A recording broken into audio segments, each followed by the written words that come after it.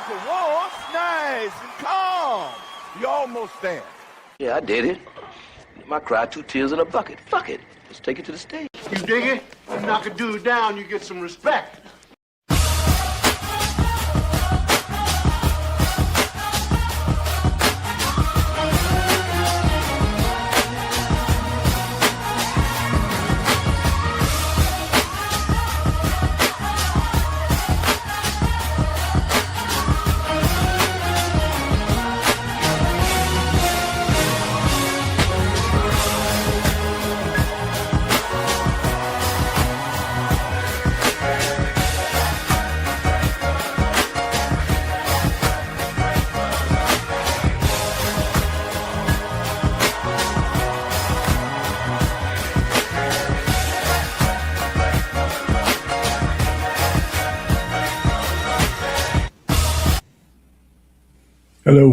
Hello. How's everybody doing?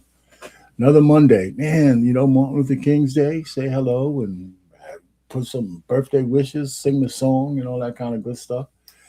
As far as I was concerned, I almost forgot that it was Martin Luther King's birthday. I mean, I know it was last week, but they celebrated on, I think, the third Monday or something like that every year. So, welcome to another discussion on politics, man. This one, we're going to talk about the 10th Amendment and that it really doesn't protect the sanctuary states as well as it's being portrayed. I blame that on the GOP. I think they're not getting the message across that just because you're a sanctuary state and you have sanctuary cities, that doesn't give criminals any sanctuary from the federal government. And so we're going to go down on how we're going to just daisy chain from the top down, and talk about it. So welcome to the chat, let people come in. I know it's 7:00, here on the East Coast. It's a lot earlier going further west. So we're going to get some people sometimes to come in and all that kind of good stuff. And we're going to drop the link somewhere in there so people could talk. And before we get started, though, I know some of you guys know I like these icebreakers, before. It don't even have to be as part of the topic. Sometimes it is a funny one, sometimes it's not. But I have of course, you guys know I'm into some music. I have a series of songs. I'm only going to play one, by the way, so don't get frightened. It's only like a couple of minutes long. But it's called the Diamond, Gold, and Silver Collection, right? And what I put into the AI was, what's more important than diamond, gold, silver?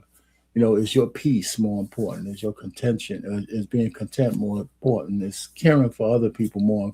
And, and it spit out a series of songs and a song. And what I did was I put that same question in, and I have in different genres, right? Blues, soul, R&B, funk, and reggae.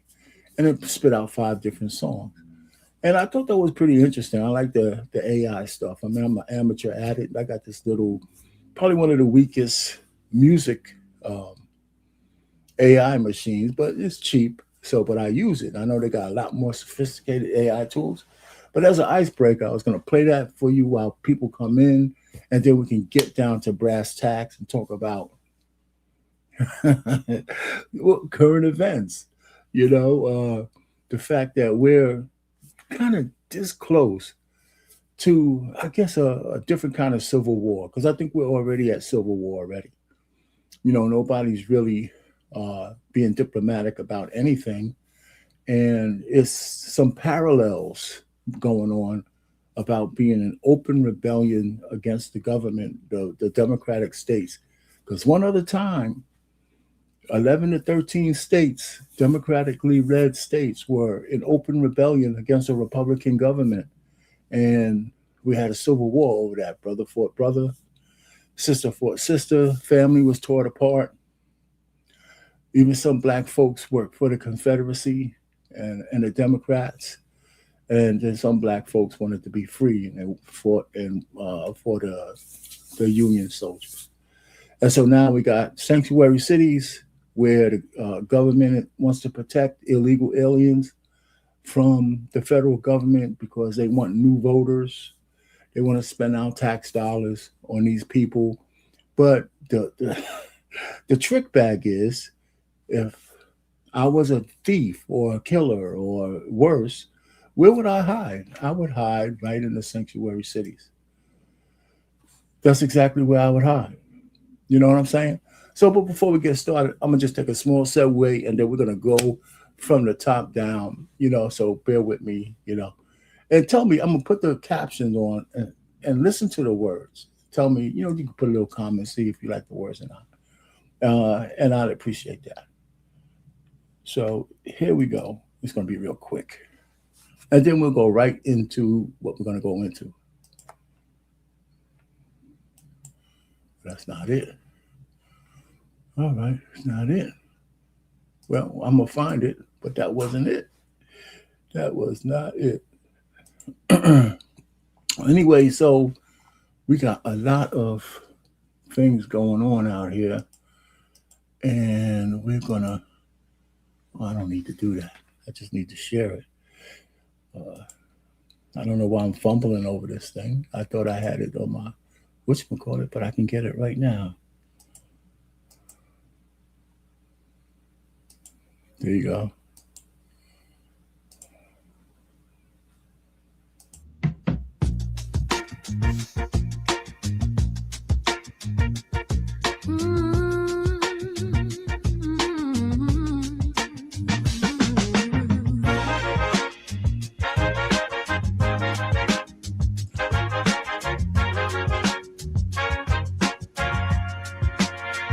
In the silence of the night, I find my peace. The shining stars remind me that I'm free. Diamonds shimmer bright, but they are my gold. Silver and gold can't fill an empty soul. Contentment flows deep. It's a state of mind. Diamonds may dazzle, but they fade away.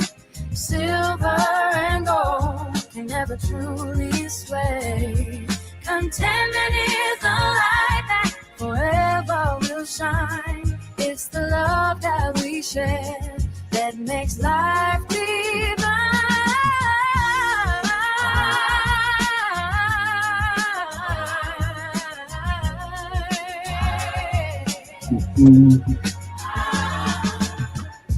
Chasing the riches won't bring true wealth. Finding joy in moments, it's a treasure itself. Life's precious blessings, they shine from within. In the heart of simplicity, we find where we begin. Glimmers of happiness are holding tight. Diamonds may dazzle, but they fade away. Silver and gold can never truly sway.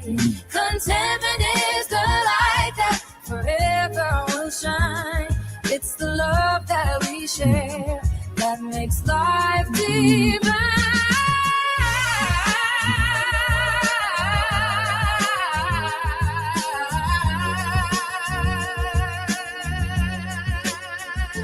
So I cherish each breath in the present I stand. With silver and gold, I hold joy in my hand.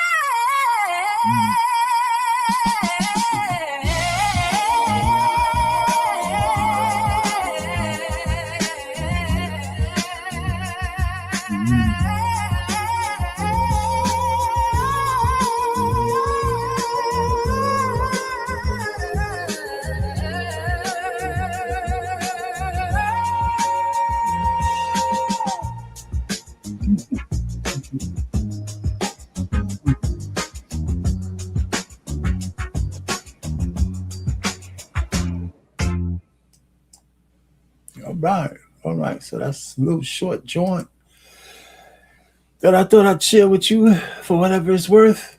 So we're gonna get into this, uh, where we stand, in our country, blue state, red state, open opposition, federal government against state rights, all that kind of good stuff. And it's not like the states don't have a position; they're making a choice. They're making a choice, and the choice doesn't save them from what's happening. And right now the big microscope is on Minnesota, right? You notice that none of the Somalis are speaking up for the good. They're silent. I don't know if they just went back to stealing money because nobody's looking at them anymore. So, in terms of the headlines. So anyway, so let's get let's get going. Here's one of the things that I really find that I think we got a major problem with, right? And I just talked to you, like there was 11 to 13 Confederate states that were in open opposition because of slavery, and for some other things, right? They were even going to try to start printing money.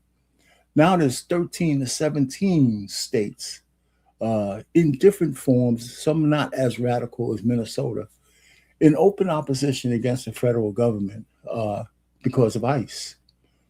And they want to protect illegal aliens because in order for them to have their plan work out, they can't have all the peripheral people who are here illegally who might get caught up in this net that the federal government is putting out there.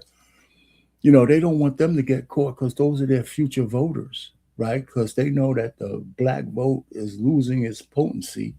So they need a whole bunch of people they're going to put on welfare and put on, give free money to and services and, baby mamaism and all that kind of shit. So they can get a whole bunch of new voters. Some more liberal voters. And if you give them a lot of stuff, more likely they're going to vote for the party who's willing to give them everything. Okay? Like the Somalis, they concentrate and they use their vote as leverage, kind of like, everybody tries to do. But when you concentrate in one area, it works. It definitely works. It works well. So the politicians in Minnesota are afraid of them because their voting bloc is very powerful. I think they did the same thing in, not the same thing, but the Muslims did the same thing in Dearborn. And people do that everywhere where they can get enough people to vote at the local level to get the things that they want in. Like, for example, in Dearborn, when the Muslims there took over, at the local level, there ain't no fuck shit in their high schools. In their schools, they're not talking about men ramming, fellatio for boy on boy fellatio and all that shit. That is not, they don't have drag queens going to their schools. They don't have none of that crazy shit, in like liberal areas, because the way they vote, the whole board would be made up of Muslims. So they're not having none of the bullshit. You know what I'm saying? They don't have no boys, swinging Charlies in girls' sports in those areas. And Michigan is like a liberal state. So there you have it. So the voting blocks are very, very powerful at the local level, not just at the president level, more powerful at the local level. So let's go ahead to the beginning, the history that we need to know on how we got to where we are right now, right? That's what we need to talk about because, people act like ICE is some kind of, just came out of nowhere, but it didn't. You guys remember Patriot Act. You guys remember the 9/11, what happened to us then. So it all begins there, right?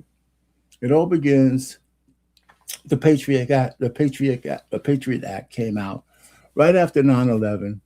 And you see the date there. And George Bush was president, number 2. And one of the things they found out when they did an analysis of how we were so vulnerable, and I want you to remember this, what they call the wall. There was a wall between the CIA, one government agency, and the FBI, another government agency. Both of those agencies were there to protect the United States. But they weren't allowed to talk to each other. They were not allowed to talk to each other. So 20 men from Saudi Arabia were able to get licenses to fly planes without learning how to land.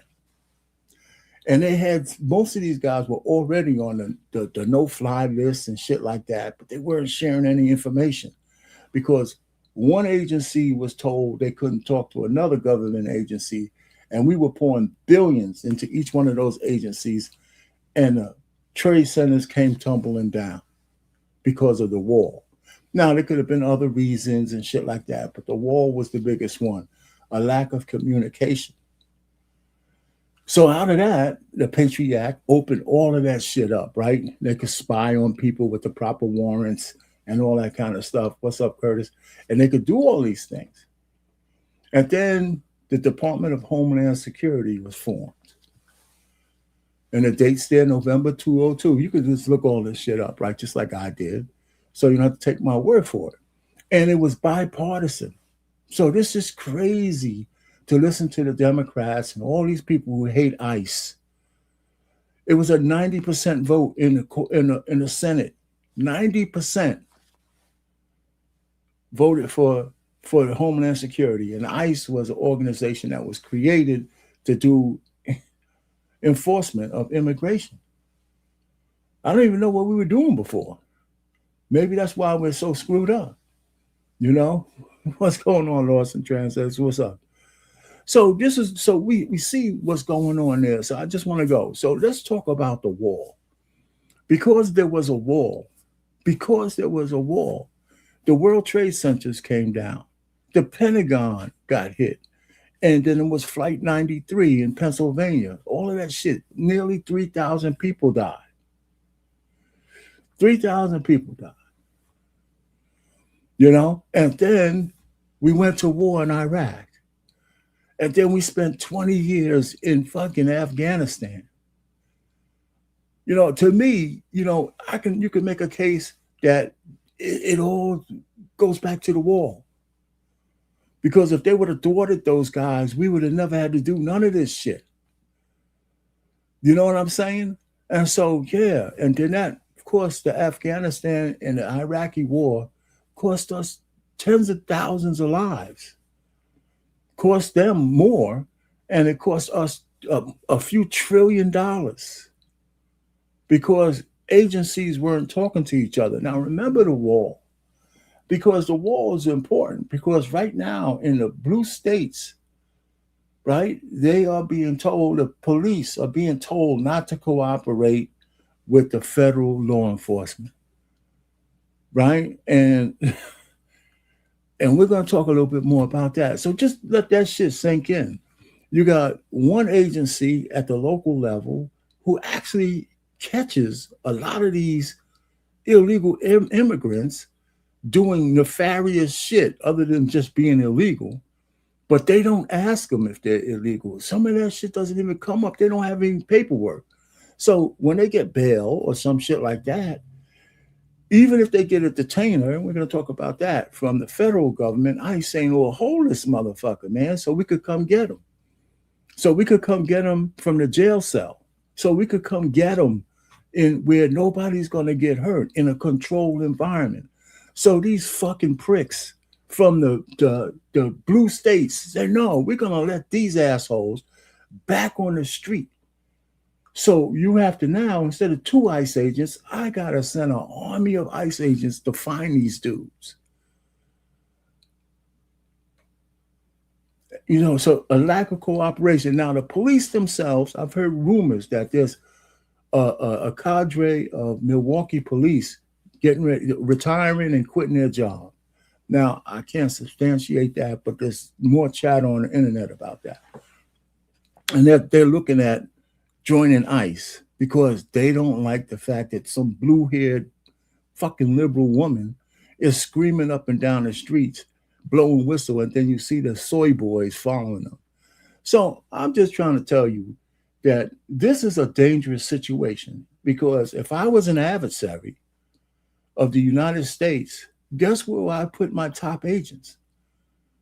Guess where I would put my top agents? They would be in sanctuary cities.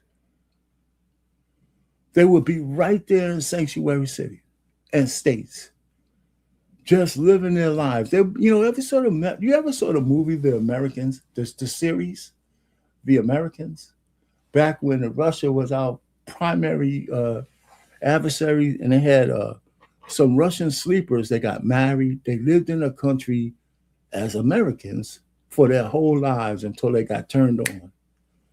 And actually, that series was a pretty damn good series, The Americans. If you could go look, it's probably still in syndication. But anyway, so that's what I'm saying. So the fact that there's a wall between regular law enforcement on the state level and the local level against ICE, it's a recipe for disaster. And we see that playing out all over the streets. Okay, so here's the thing. So what is sanctuary? So let's go with some definitions, right? What is sanctuary? What's a sanctuary? A sanctuary, right, is a place of refuge, a place for safety, right? You know, from the enemies out there, you could come get sanctuary and we'll take care of you. Okay, so there's two things wrong with that. And this is another thing that I had an issue with the Republicans about, because they should have challenged the notion that a state and a city could call itself a sanctuary in the first place. This shit should have been up to the Supreme Court, because somebody told me that, you know, I was on a panel and, you know, I was doing my, you know, just throwing shit out there. And the guy said, well, amendment, the 10th Amendment takes care of that. No, it doesn't. No, it does not. No, it doesn't. So we'll get to that next, right? So here's two things about the sanctuary states and cities that don't jive. Legal immigrants, legal immigrants, whether they're naturalized or have all the paperwork to be in America, the visas are still compliant and everything else, they have absolutely nothing to need sanctuary for. ICE is not trying to bother people who are here legally. They're not. It only becomes a question when they're hanging out with people who have a detainer or a real criminal. And let's parallel that to this. If all of us have some cousins who are dirty, or all of us have, you know, friends who are dirty, you know, you probably, if you're smart and you don't stay in the neighborhood, you don't even want to give them a ride in your car. I have cousins where they want to borrow my car. I know what they're trying to do with it so they can go pick some shit up. I'm not giving them my car. I don't even want to ride in our car. We get stopped. They got fucking some cocaine, some crack, a gun or some shit, and they put that shit in your car. You have nothing to do with it. And so when a cop stops you, guess what? You're getting picked up and you're getting detained, even though you didn't do a goddamn thing but give some asshole a ride. So if you're a legal immigrant and you're fresh from the land, you know, you got a cousin here who snuck in, you got and maybe he didn't even commit a crime, or maybe he did, but you're hanging out with the motherfucker, right? Or he's in your house. When ICE comes to get that guy, they're going to talk to everybody in the house. So if you are a law-abiding citizen and you actually you're out of compliance, your ass is going too. Just because you were out with this dude. So what I'm telling you is, in the sanctuary cities, if they would allow ICE to get the bad guys from jail or the courthouses, the what you call peripheral, the collateral people who might be out of compliance but are law abiding, they would get overlooked because ICE is not looking for them like that. They're looking for the bad guys. So if you placate ICE, they'll come get their guys and they're gone. But you have to do that from the jail. And the blue states and the blue cities refuse to do that. They refuse. And so they're putting all their people in jeopardy. And then we got the blue-haired mavens, crazy ass liberal women out there putting themselves in harm's way like idiots. Okay, the second part of sanctuary cities and states. Sanctuary states, by law, cannot provide sanctuary legally to illegal aliens. Just because you call yourself a sanctuary city or state, that does not give you the authority to hide people from the federal government. It doesn't. So that the sanctuary shit is all bullshit. It really is. It's just a way to drum up, and it's working because it gives you the visuals. It gives you the visuals you want. But the truth of the matter is, it's all a scam, right? Because by law, the sanctuary cities can't protect the illegal alien. They just can't. They could put up roadblocks. They could aid and abet. They could harbor. And all of those are crimes within themselves. That's why the mayor, Fry, that's why Walls, all these guys should be under investigation for sedition and insurrection. All of them. But the GOP, Trump is the only person in the GOP who talks tough. The rest of them are pussies. Right? He's the only one who talks tough, because I would have all of these people, I would have all of their lives disrupted right now. They would be have to hire lawyers. They would have to do all of that stuff because of what they're doing to obstruct the legal law enforcement of ICE. Man, I'd be on their asses, man, big time. Okay, so let's get back to the wall, right? So the wall now is not the CIA and the FBI. The wall now is the wall between local law enforcement, right, and ICE, right? Because when local law enforcement picks up criminals, when they actually do their job, and they find out these criminals are illegal, ICE sends out detainers. Hold that guy for me. In the red states, they agree. They hold the guy. In the blue states, they let that guy back out on the street, man. These guys are criminals, rapists, killers. All of these guys, they let back out on the street. And guess where they're going? And that's why when I see you blackety black assholes out there talking about you hate ICE, guess where they're putting these people, man? In your neighborhoods. They're not going to Scarsdale and all this, whatever, the upper crusty east side of Chicago. They're fucking going right in your neighborhoods. They're terrorizing the people in the worst parts of the neighborhoods.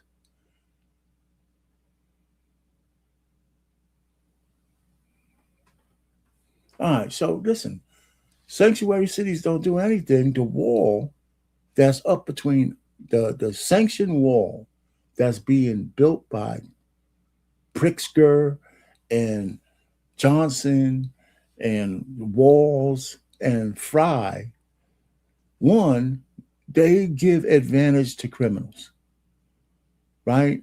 It's like they could use all the rest of the population as human meat puppets, because that's what they're going to do. You get a whole bunch of stupid liberals together and they're doing what they're doing in the streets. Okay? And then if I was an adversary like China or Russia or some nefarious North Korea, anybody, I would say, you know what? I could have my sleeper cells in this city. I could have my sleeper cells in Minnesota. I could have them in California. I can have them in Chicago. I can have them in New York now that they have a communist running as a mayor. Now I can have them anywhere where the people are against the federal government. Okay? I can have them there. And it will give us a lot of cover because it'll take ICE going through layers and layers of bullshit to find them and take them out. That's what the sanctuary blue states and blue cities, they're putting the whole United States in danger. To protect who? People who want to use our country as fucking ashtray. An ATM machine. If you're here legally, great. Assimilate, do all those kind of things. But if you're here illegally, why would we want to continue down that path? It doesn't make any sense. It just doesn't make any sense. And of course, I think the Republicans are blowing it. I really do. Because their messaging sucks. Okay? So enough with me riffing around about it. Here's the thing when they talk about sanctuary cities, right? Let me just play this.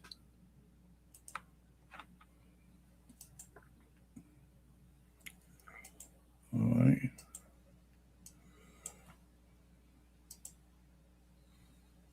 I gotta go back and share it. Mm-hmm.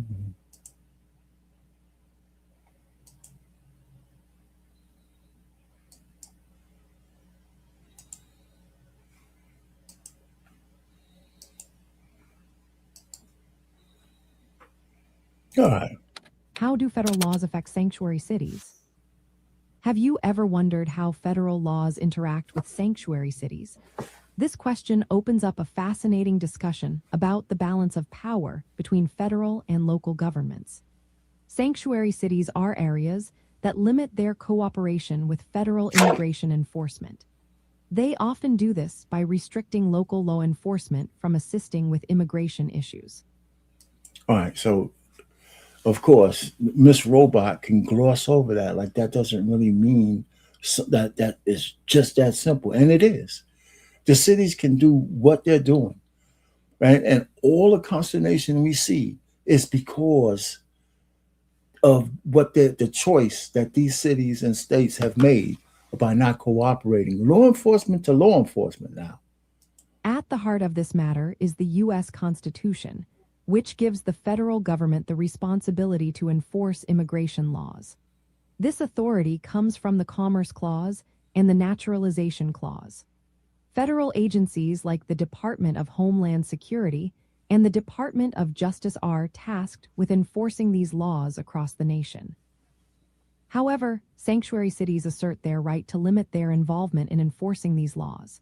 They do not create areas where laws do not apply.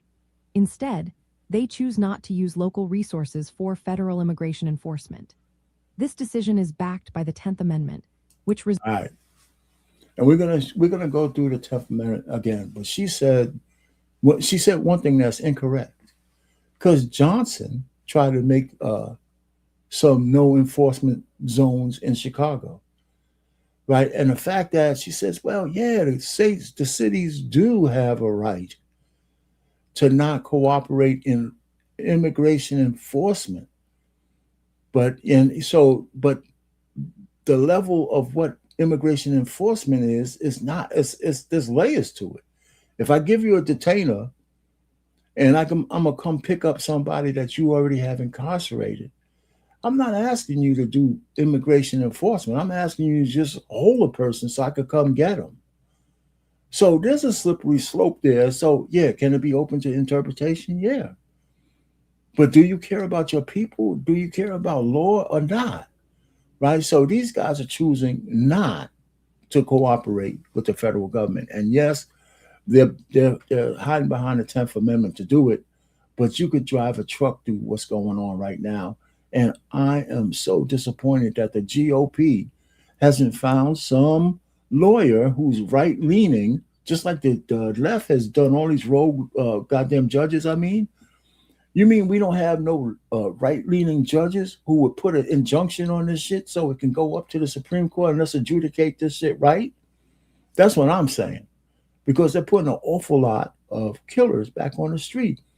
25,000 detainers have been denied by blue states of the worst since 2024.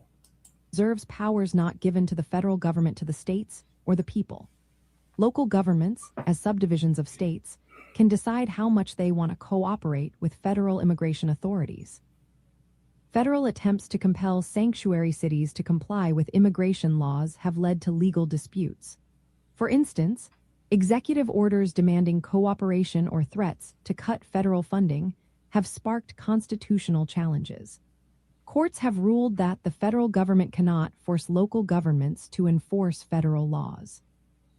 This would violate the anti-commandeering principle in the 10th Amendment, which prevents the federal government from forcing state or local officials to carry out federal programs. From a civil rights perspective, sanctuary policies aim to protect immigrant communities from potential violations. These can include issues like racial profiling and unlawful detention. By limiting local involvement in immigration enforcement, sanctuary cities seek to build trust between immigrant communities and local law enforcement. This focus on public safety can help protect constitutional rights such as due process and equal protection. In practice, federal laws create a complex relationship with sanctuary cities. The federal government may criticize these jurisdictions or take legal action against them. They might also try to condition federal funding on compliance with immigration enforcement. Sanctuary cities defend their policies as lawful exercises of local discretion. They argue these measures are necessary to protect civil rights and maintain community trust. In summary, federal laws set the framework for immigration enforcement but cannot force sanctuary cities to comply without violating constitutional protections. Sanctuary cities navigate this legal landscape while prioritizing civil rights and local control over law enforcement practices. All right. So you see, and of course, it was a left-leaning person who wrote this, but she's absolutely correct in a lot of places, but she's wrong in some others, right? Because you can't, I mean, there's a fine line of cooperating and be with a law enforcement agency and actually being asked to participate as that law enforcement agency. So a detainer is merely a request to hold somebody. That's not asking you to put on a badge or being sworn in as a federal agent. Is if you got a criminal, give them to us while we could come get them. That kind of a cooperation is not a violation of the 10th Amendment, because the 10th Amendment gives the states the discretion to say, yeah, I'll comply and I'll coordinate or I won't. So therein lies all the problems that we see. Right there. They don't want to comply. They don't want to be a part of it. So the whole country is being effed up over it. You know, that's exactly what's going on. You know, so I tell you what, we got some issues with that. There's a lot of issues with that noncompliance, and we're letting criminals go. And we just saw. So that was a good kind of a discussion. So let me throw this up here for you. All right, so here's the 10th Amendment, right? For basically what the 10th Amendment is saying that, and this was a big thing with Roe v. Wade, right? When the federal government tried to, for years, had a federal ban, federal protections on abortion that made every state the same. And the consternation that caused was pretty bad. So when the Supreme Court ruled, we're going to send that shit back to the states, that's probably where it should have always been, because that made sense, right? The state should have the rights to govern those kind of things for the people at the state level. You know, and I know there was a lot of women who are mad at that and shit. Oh, they're going to take all the rights away, but they're wrong, right? Especially the women in the blue states complaining that they can't get an abortion on demand. In the blue, yes, you can. In the blue states, yes, you can. If you're in a red state where it's a little bit more restrictive, even in the red states, there's still abortion going on. And then in the one place where they try to say you can't have an abortion, whether the guy, you know, raped you or not, the court shot that down and said that was cruel and unusual, you know, so you can't do that. And for the most people, when they say you can't do it, a lot of them are just a car ride away of going to get it taken care of if they're feeling that. And I believe that Plan B is available in all 50 states. I could be wrong about that, but I think it is. So that whole thing going back to the States was probably a good decision. All right. So, but here it is. So, marriage, local law enforcement, protecting your local borders and all that shit covers the 10th Amendment, covers all that. Y'all can go back and read the 10th Amendment, take it upside down and all that. But the 10th Amendment doesn't do, it does not give the states the right to harbor illegal aliens within its borders and save them from federal authority. They don't have that right. So if your cops and your state cops are not cooperating, I got to send armies of fucking guys down there to ferret out the illegal aliens. Of course, that's going to cause consternation. And that's exactly what the Democrats want to do. They want to show this narrative that, oh, it's cool and unusual. There's no statute of limitation. No statute of limitation on being here illegally. You could be a grandma and get deported. You really can. Nobody wants to see that because it pulls at the heartstrings. You got a whole family, a whole brood here. And this is one of the reasons why they want to take away birthright citizenship. Another one of those laws that was made for black people that people just jumped on and didn't look back. Right? And I think that that birthright citizen deal is going to come out this year. It's going to come out this year. I think they're going to take it away. And that'll take away this whole emphasis of getting here and just having a baby on this soil and saving the family. I don't think maybe there might be, I'm not so sure there's another place in the world. Maybe there's got to be a few that have birthright citizenship. You can't just be born someplace and they can give you citizenship. Most countries don't recognize that.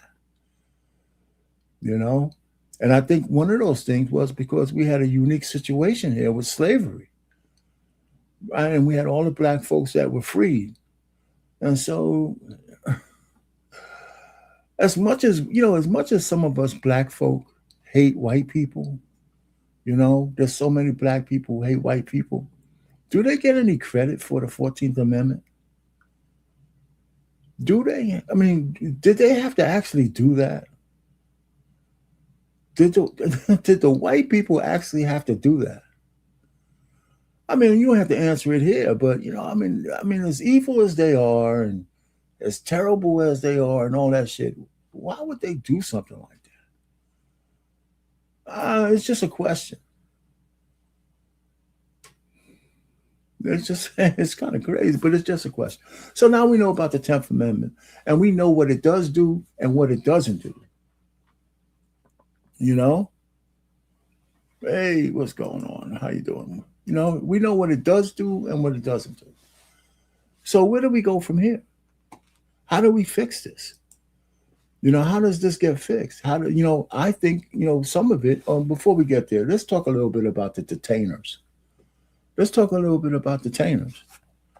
So we all know what that is because we're hearing that in the news too. So we should know what a detainer is, right? I think we should know what a detainer is. All right, so let's do that too.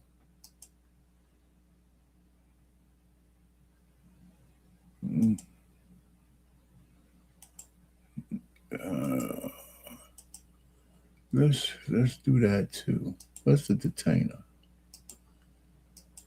So this is a short video too on detainers. Welcome to County Office, your ultimate guide to local government services and public records.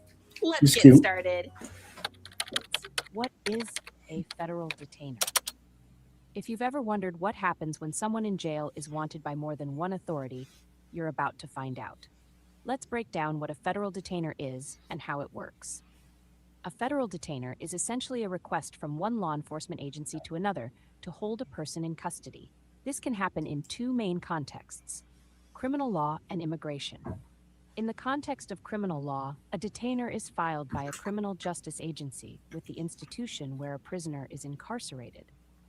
This request asks the institution to either hold the prisoner or notify the agency when the prisoner is about to be released. For example, if a person is in jail awaiting trial on a felony or misdemeanor, and another court in a different jurisdiction wants to try them for another crime, they can issue a detainer to ensure the person isn't released until they can take custody.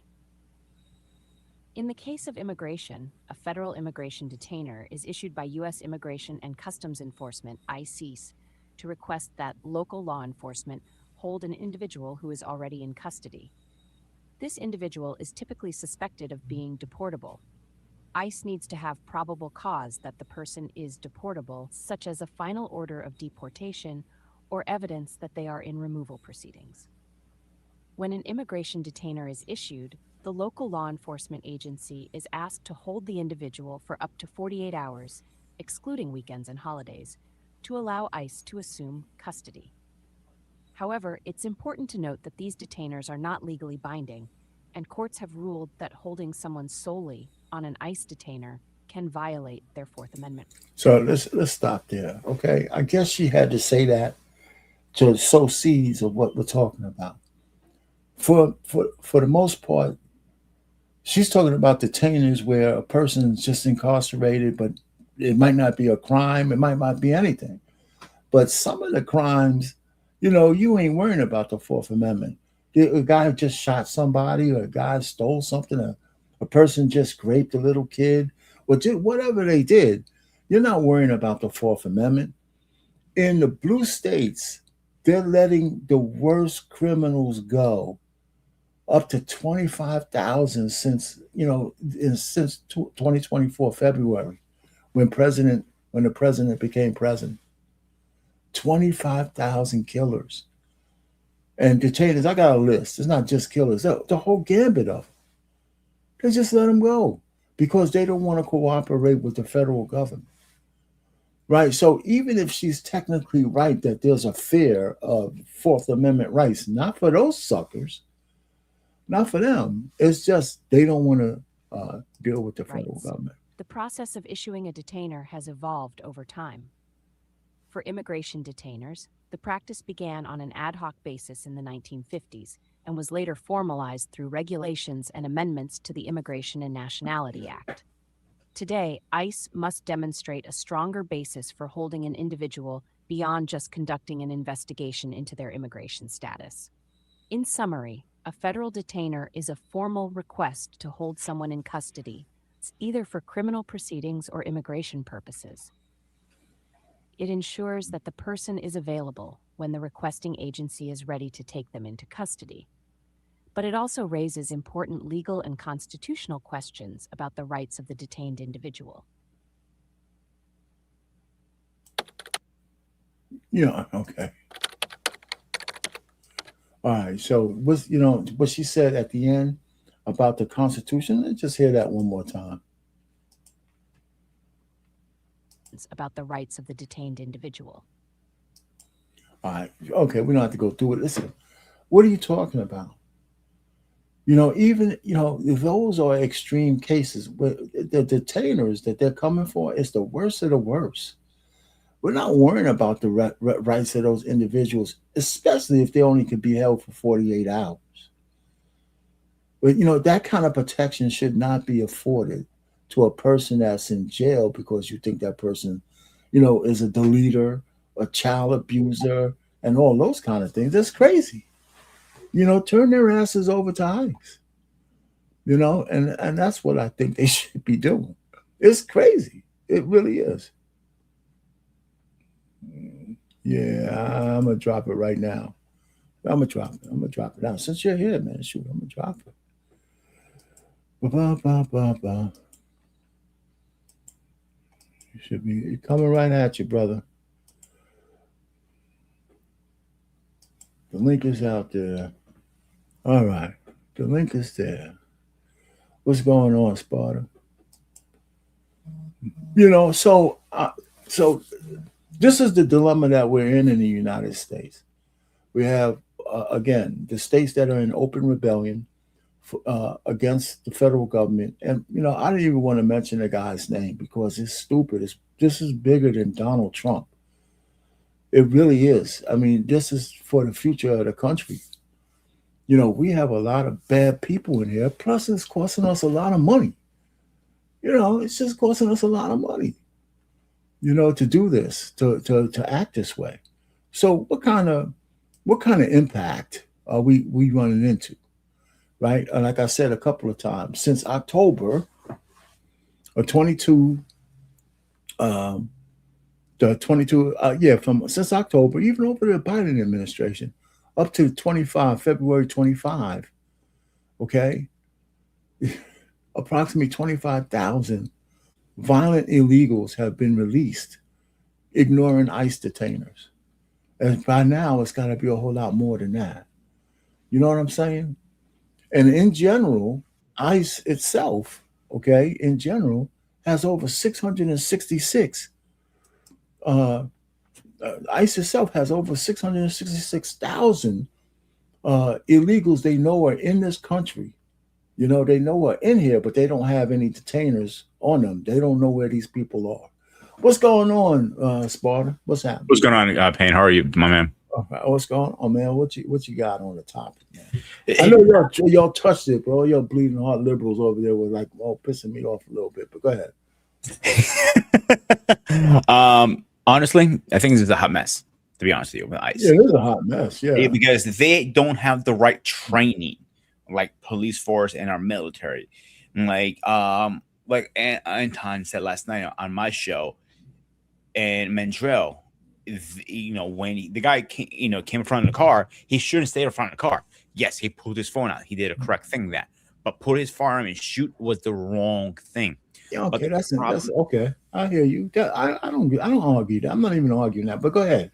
Yeah. The other problem is him shooting and deleting that person. He didn't have any backlash. Now, if this was a regular law enforcement intelligence, internal intelligence would investigate the whole situation. This is why they have body cams now. I think 99.9% of every precinct in the United States has a body cam. I'm not sure if everyone does, but I want to say at least 95% of them do. Okay. So when somebody does use their firearm, and this is coming from my cousin who was a retired NYPD, they review what happened. Was he a trigger-happy person? Was it self-defense? Or did he give him a lawful order saying, stand down or I'm going to shoot you? From my understanding, they have to say that 3 times. Stand down or I'm going to shoot you, put your hands behind your back, or whatever the case is. That sounds good by the book. But no, I agree with that. By the book, a lot. Listen, by the book says a lot of things. By the book says, okay, this is chopstick. Is going to help your lips. By the book. But sometimes it's hydration. Sometimes it's genetics. Sometimes it's cold. So we don't know why. Same thing with this situation. By the book, yes, it says great. When we talk about this, though, right, we're talking about this one specific case. There's 2 things we can't do with this one specific case. There's thousands of encounters between ICE and people. So we can't take one incident and turn it into that this is how ICE operates. I think ICE should have been busting heads a long time ago. Now, should she have died for this? No. But the truth of the matter is she put herself in harm's way. And one of the things about it's undeniable. She belongs to like one of these hate groups that hates ICE. But here's another thing. That same guy, now I think this is a better way to go. That guy might not have been eligible to be back on the street because a month earlier, an illegal alien dragged him like 3 football fields in a car. Did you know that? No, I didn't know about that. This guy was he got hurt. He was coming off a traumatic situation where he was reaching in to turn off the engine, and the guy took off and dragged his ass like a couple of blocks. I'm not surprised to hear this because I hear a lot of situations like I watch all these body cam on YouTube like that, and you see this. People do this all the time, like tell them step out of the car or whatever. Oh, I'm a state, what is that? Those free staters, whatever they're called, right. And all this stuff. And like, I'm like watching this, and like, I'm scratching my head. I'm like, you gotta listen to yourself. You sound 1, an idiot, and 2, you sound stupid about saying this stuff. So if you get a lawful order, It doesn't matter if he's right or wrong. Obey the law of the order, because 9 out of 10 times, if you're in court, the body cam footage is going to prove guilty or innocent. Well, I don't know if they're going to ever give all of these guys body cam, but what I'm saying is that, one, I don't agree that Christy Nome or anybody should have. I first of all, I do think that somebody from the state should have been on the team. That's one, even though we know that person would have been in opposition to what was found. Two, I think it's more important to say that maybe he has some pent-up trauma from his last experience. This whole notion that he should have been in front of the car is bullshit. No, there's no yellow chalk line in defense and law enforcement say, well, you can't stand here, you got to stand over there. No, he was walking towards the car.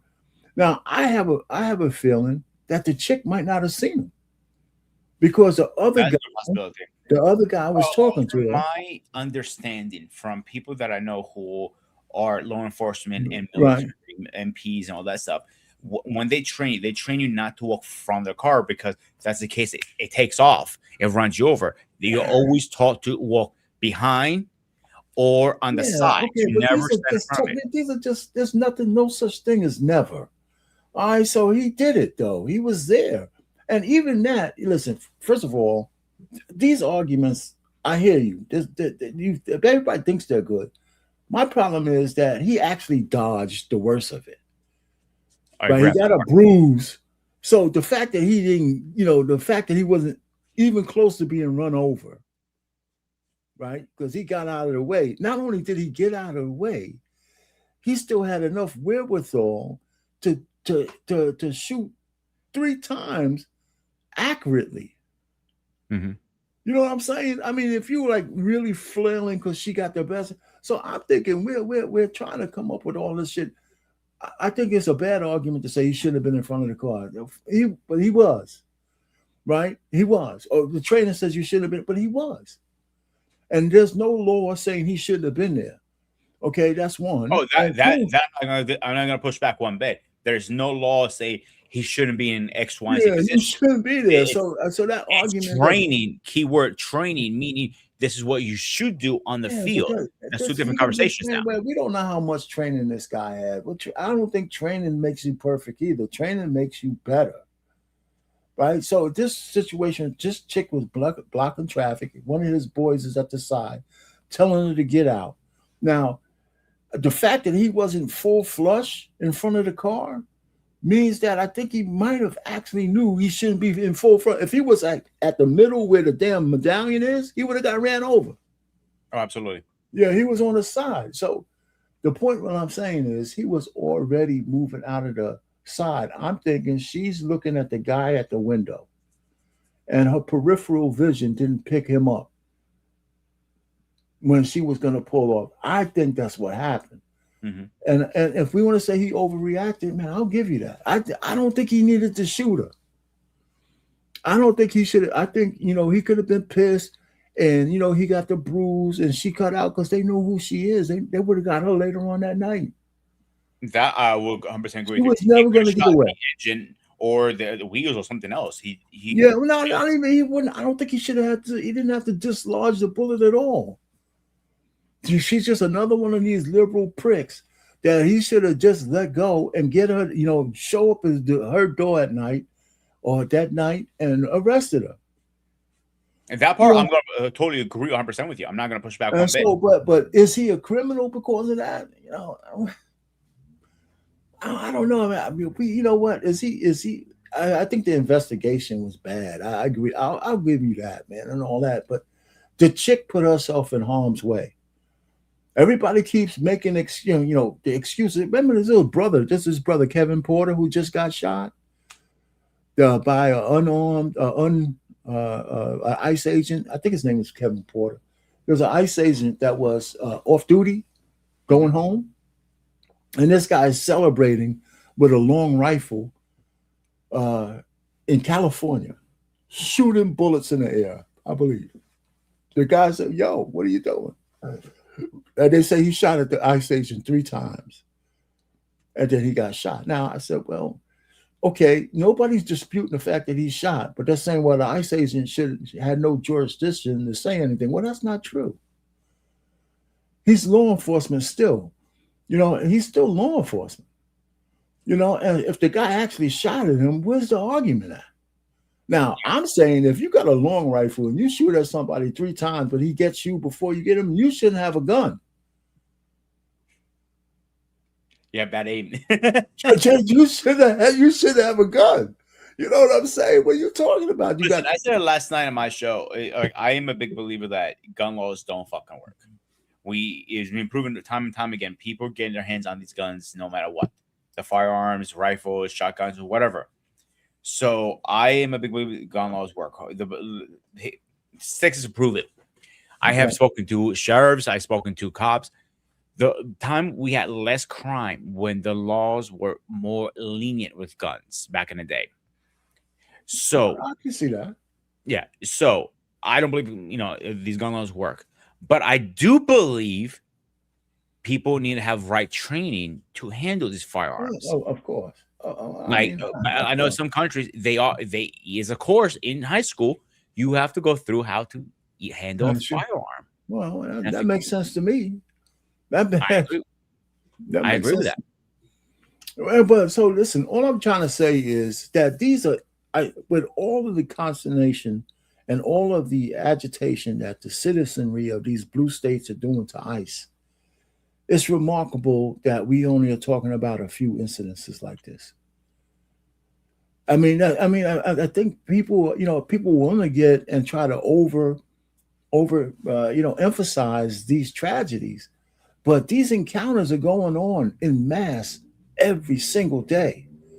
And the fact that, first of all, I don't think ICE is arresting enough people.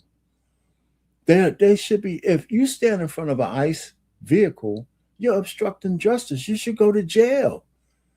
I would be busting these guys' heads. What's that word? Interfering with identification. Yeah, you should. There shouldn't be no wait for this guy to get out. And so they're trying to be nice. And I think that's a mistake. They should have been busting heads from the beginning. I'll tell you a story, for example. All the local bars are down the street from my house. I can walk there and come home, so I don't have to worry about driving and drinking. I don't do that personally. So one day I was walking home from the bar. My buddy was DJing that night, so I had a little few extra drinks. Okay. Was I fine to walk? Yes. Was I in condition to behind a wheel? Absolutely not. So this is why another reason I walk. It's only 2.5 blocks from my house. Right. So they had somebody pulled over, funny enough, right in front of the bank I use on my way home. I was maybe a block away at this point. Okay. And to do anything. And one cop was holding back, and I asked him, "Excuse me, officer." I go I don't want to interfere with your investigation. Can I walk through? He goes, "Yeah, you're fine." He tells the guy he's fine. He goes, I'm using that as an example. If you show them respect, they'll show you respect back. I personally believe. Well, if they're doing their job, they will. Yeah. Anyway, so here's my thing. Here's the problem I have, and I was going to get here. You can go through this list with me. Now, since the blue states are not, matter of fact, that incident with the incident with that officer, this guy said it happened last June. So it was a while ago.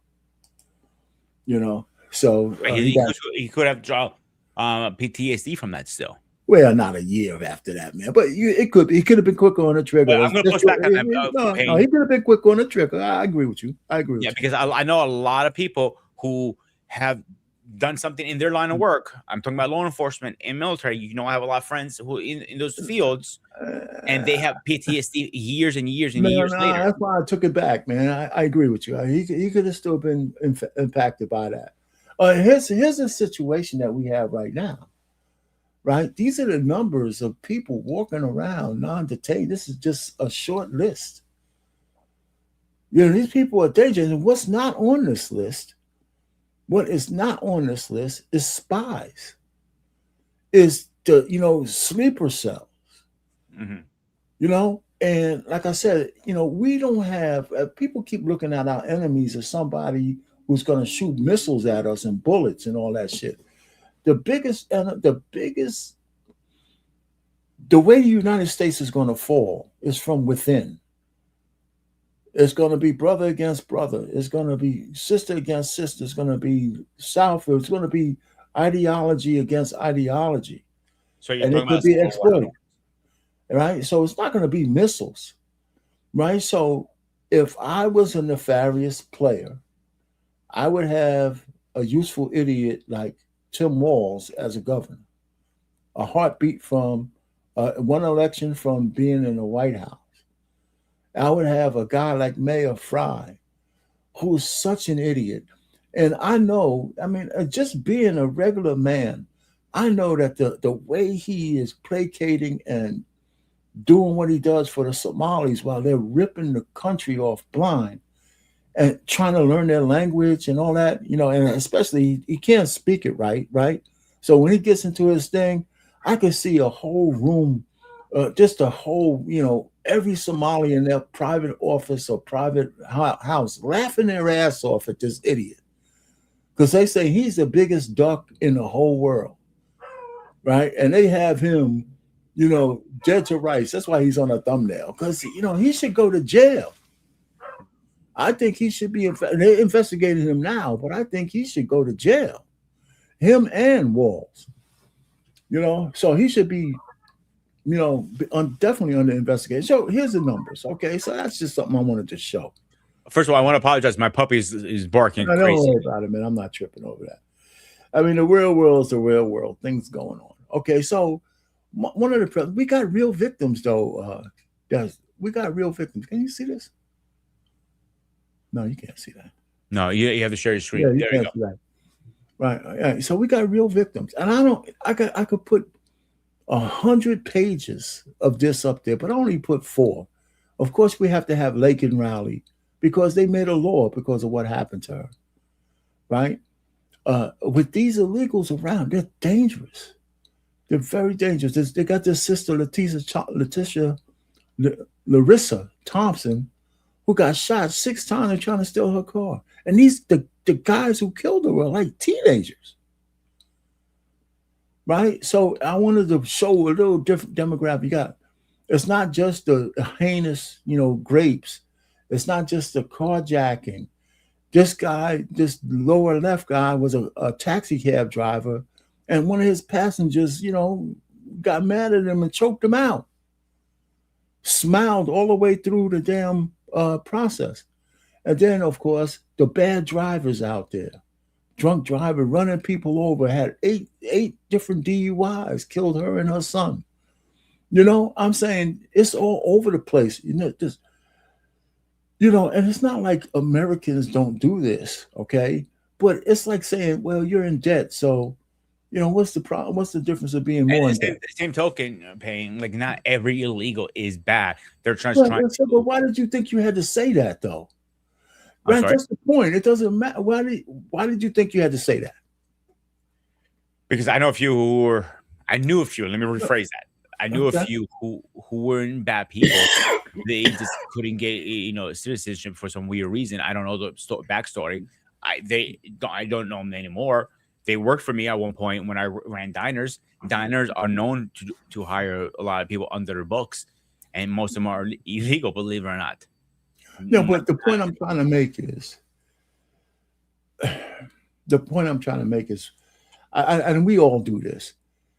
We ain't talking about, first of all, the people who are good people, and the only thing they did was sneak into the country. One, that's still a crime. I'm not disagreeing. Okay, hold on. That's still a crime. You know, but I'm not talking about those people. I'm not saying that that's a gateway drug for them to become like these people. You know what I'm saying? Mm-hmm. But it's still a crime. And I just think that if they get caught, they're subject to deportation no matter how good they are. You're right. You know, right. So that's all I'm saying. So, but when we talk about these criminal guys, we're actually not talking about them. We're not talking about them, but they're still in jeopardy. Here's another thing I'll give to you, Sparta. If the blue states would allow ICE to pick up the bad guys from jail or from a courtroom or just cooperate with them, then the collateral damage would go down automatically because they wouldn't have to send armies of ICE in the areas. They would just be sending 1 or 2 to pick up the bad guys. Yeah, I'm gonna add a little to this too. The job market is going to change if you stop hiring illegals. A lot of restaurants hire a lot of illegals because they pay them off the books. New York is very famous for that, and you're you're right, though. You're right, but that's not my reason. market, my job market of my Okay. my career of my line of work. You know, I'm a chef. I work in the restaurant business, and I know this very well. Has literally the pay wage has dropped so much in the last several years because they're hiring all these illegals, and some of them, to be honest with you, they have no idea how to cook. Well, let's talk about that, though. Let's go ahead. Let's talk about hiring illegals. First of all, it's a crime to hire illegals. It's supposed to be a crime, but it's one of those gray area crimes where there's a lot of times there's false documentation being given over. Like, you know, if you got to do some digging to know that this guy's really, and it's like a don't ask, don't tell. The person will come up with some kind of paperwork, maybe from a relative, right? Has the same similar name, especially if Hispanic, they have a lot of similar names. You know, they'll use, I've seen some of these things, but it's illegal to hire, it's illegal to do that. But some people are saying if we don't do that, then our whole economy would cry. Well, for a moment. But will things go up? Maybe for a moment. But the truth of the matter is, there's a lot of Americans who need to go to work. And to say, the only problem is that these organizations don't want to pay people a living wage, right? You know, so that's one problem. The other problem is to say that Americans won't take these jobs. When people are hungry enough, they're going to take any job. People also forget. And remember the old show Dirty Jobs back in the day? Yes, I do. I actually was a big fan of that because those people make this country work and run. Those jobs, the garbage man, the cesspool people, the plumbers, those dirty jobs that we don't want to do. Without those people, we cannot run this country. Well, it depends on who we is. Yeah, you know, I mean, I don't agree with that. I don't agree with that. Just because you replace those jobs with illegal immigrants and pay them slave wages doesn't mean an American wouldn't do that job. It's not available. I'm agreeing with you, Payne. Oh, okay. Average. Listen, if somebody offered me more money than what I make now as a chef to do a garbage or a cesspool or something like that, you really think with your bull shiny head I won't do it? I don't know. I don't know what you. Who's this? If they're offering me another $5,000 a year to do What are you upside down? Oh, you in the car. Well, hold on. We haven't seen you up here, but have you been up here before? He's muted. I can hear you. Yeah. Yeah, I was up here a few weeks back talking to you. Okay. All right, man. You know, I'm old, man. So I could Yeah, say I forgot. I agree. I know. What's going on, man? So I just got to give you some pushback, because all of the crimes and stuff you talking about, those people committing, I agree with you to a certain extent, right? But you have to look at it like California. California is one of the biggest donor states in the country. Okay. You know what, Mr. Payne? We also have the most illegal immigrants over here in California, Nevada, you know, places like that. And you keep saying sanctuary cities and all, and democratic red states. We're not broke like the red states are. The red states are broke. You guys are poor. And the gentleman mentioned restaurants. I come from a restaurant background too when I was young. The margins that you need to make in the restaurant is severely impacted. Is severely impacted by the wages. And the last thing is, Mr. Payne, me and you talk, you have 2 daughters, right? Yes. Yeah, you got 2 daughters. Mr. Payne, unfortunately, your daughters, just like I got daughters, they don't want to date a nigga that's a garbage man. They don't want to date a nigga that's a plumber. So it doesn't, what you think, oh, well, it won't matter, it doesn't mind. Mr. Payne, they're not from our generation. These younger people, they're not from our generation. Nobody will be able to get in your vagina. Yeah, but No. listen, go ahead, finish. I'm sorry. Go ahead and land it. Go ahead. No, and so that's all I want to say. Even though I'm a couple of years younger than you, and I'm a truck driver now, right? Okay. But I make great money, and I done been around my woman for 30-something years. But you know, the women look at me and be like, "Oh, you a truck driver and this, that, and the other." But then when I went and got my taxes done a few years ago, she was like, "I didn't know truck drivers made this much money," because they don't look at us that do these jobs like viable candidates for mates or as men. Yeah, they don't. But that's their character flaws, man. I mean, the bigger issue is this, and you know, California might be a donor state, but they're wasting money just as bad. They're wasting a lot of money, man. You know, Gavin Newsom is probably a criminal. And so all I'm just trying to say, yeah, you got a lot of people there. You got great weather. You got a lot of money flowing. Oh, man, but he must have dropped out. But the money ain't flowing right. So I hear those discussions. And I don't think there's good enough reason to say, you know, to give anybody a pass for being here illegal. There's a net negative to have a lot of illegals in there. They cost us a lot of money. And, you know, and then just why the Republicans said they wanted to get the worst of the worst. Yeah, Americans create crime, but shit, man, we got to get those people too. But they got law enforcement for that. But the ICE guys are looking for illegal. Here's my pushback. Name one person who's squeaky clean has never gotten in some kind of trouble. Parking tickets, we're not talking about parking tickets, though, man. We're not talking about parking tickets. I understand that, but the average American, Mr. Payne, I've been to prison. I think you mentioned that. So yeah, you reform yourself though, but you're not an illegal alien either. I've been arrested myself. Yeah, but neither one of you guys are illegal aliens, though. Yeah, we're talking about illegal aliens. You see, you know what bothers me, Payne, so much? I'll be straight up with you. My parents were illegal first when they first came to the country. Yeah, okay. This is why it bothered me. My dad did everything, you know, he could. He got a lawyer eventually, and he paid, you know, he paid what he had to. But for first, you know, I think 12 years, he told me he was illegal. He was off the books.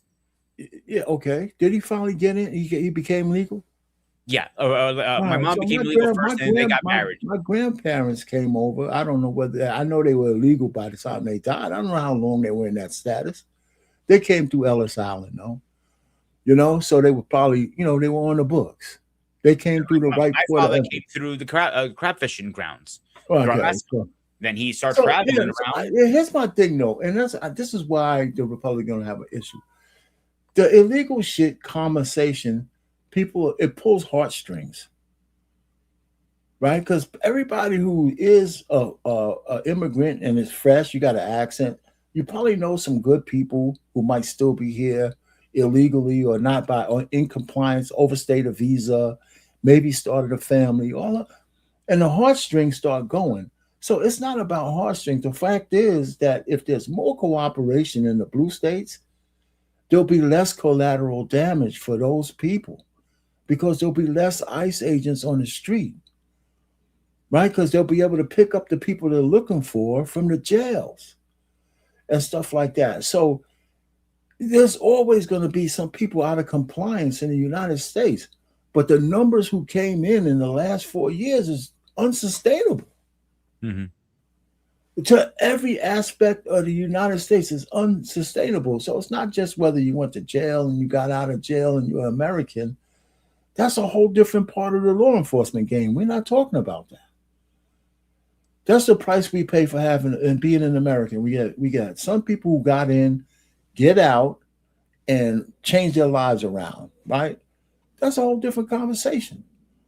But do we give that same Benny to illegals here? Some of them we probably do already, but the truth of the matter is, the answer is why. Why do we want to do that? We got enough problem with our own Americans. I mean, I think we got enough issues herding the cats that are actually naturalized Americans. And then here's another thing. The reason why legal immigration is so narrow, right, is because assimilation and allegiance is important to Americans. If I'm gonna give you a naturalization card, I want you to at least have some kind of allegiance to the United States. Some kind of allegiance to the, not just, just why every time I see the fucking Somalis, right? None of them say they're Americans. None of them. Right? They changed the Minnesota flag to a Somalian flag. Pretty much. And it's the same thing. So I'm saying, do these people even care about America? 80% of them are on welfare. After all the billions of dollars that some of them people stole, 80% of them are still on welfare. I mean, come on. And they're citizens. I mean, not just the recent ones, after 10 years. So I don't know. Listen, it sounds heartless, but I'm just trying to say, what are we doing? Does it mean anything to be an American? So we're the only people on the face of the earth that we're bad if we want a sovereign nation?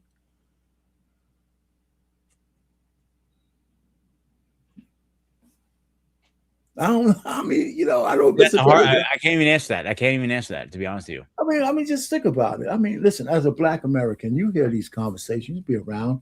We'll have a panel of Black people, and we talk about we helped build this country. We were slaves. We were working for 400 years for free. Blah blah blah blah blah blah. Let's just say that's true, and it is true, right? Slavery was a money grab for the 5% of whites who own slaves, right? But that money permeated throughout the whole country. So now that Blacks are free, like we're free now, and we can try to taste the fruits of all of that labor, why would we be liberal to say people could come from any fucking where and use America as an ashtray and eat into the equity that we're still trying to get? And getting food stamps, getting housing, putting their kids, overcrowding the bad public schools that we already have in our neighborhoods. All of these things, put them, and then raising the property taxes of any Blacks who actually have property, and these people are in first-class hotels and all this kind of shit, man. Come on. I'm just thinking, how could we be so liberal about that? So when it's our turn, at least get a chunk of the American dream. We're giving it away to other countries, to all these people coming in. It doesn't make any sense to me. And protecting them, going out and putting yourself diving in front of police cars and shit, trying to save people. That's just madness. I don't know, man. I'm not even. I mean, I just turned conservative, man. I mean, I just think some common sense things that bother me. I mean, especially with Black Americans. I can see white American liberals talking like that and doing all that dumb shit. They're gonna destroy the country. And then, of course, Trump is such a narcissist idiot. He just can't contain himself. So he's always going to say some shit and do some shit that's going to, weaken the position. Right? I think he's right now, the way his mindset is, I think he's in a power kick right now, to be honest with you. Well, he's always been worse than ever now. Well, you might be right. I mean, for I think it was stupid for him accepting the Nobel Peace Prize from the lady. I mean, you didn't win. She won. Why are you taking the chick's prize? I wouldn't accept that. I said, listen, I got to respectfully, decline. I appreciate the whatchamacallit, but no. Or putting his name on the Kennedy Center. So his thing is that he feels, I think one of his problems is he wants to try to get all his accolades while he's alive because he's afraid nobody will give it to him when he's gone. And he might be right. But the way he's doing this stuff, I mean, he got character flaws. Now, I still like his policies than people wanting chicks with dicks into women's bathrooms and shit like that. I can't vote for that. Mm-hmm. That part I agree. Yeah. So